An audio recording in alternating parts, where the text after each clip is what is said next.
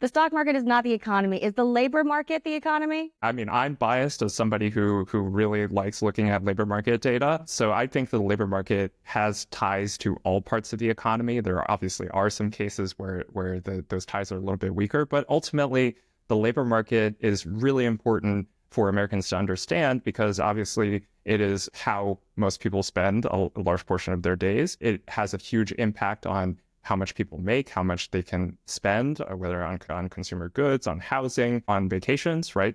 And so again, I'm biased, but I think the job market is probably the most important place for American workers to keep an eye on. Is it, do you think, a better reflection of what the economy is actually doing than stock market movements? If you're somebody who just wants something to hold on to understand how worried they should be and to get a sense of what's happening. The stock market, you'll drive yourself crazy if you look at it every day. Yes, I have.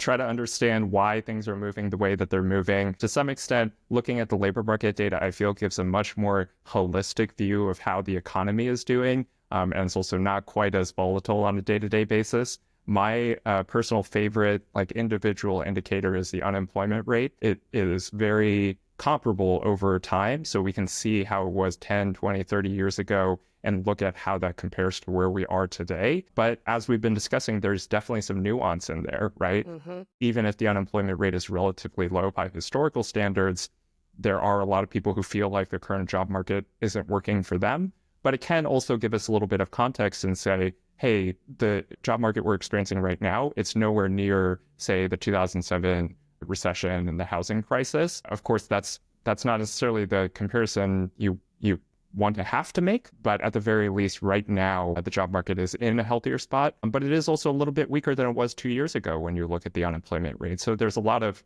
information that comes from just that indicator.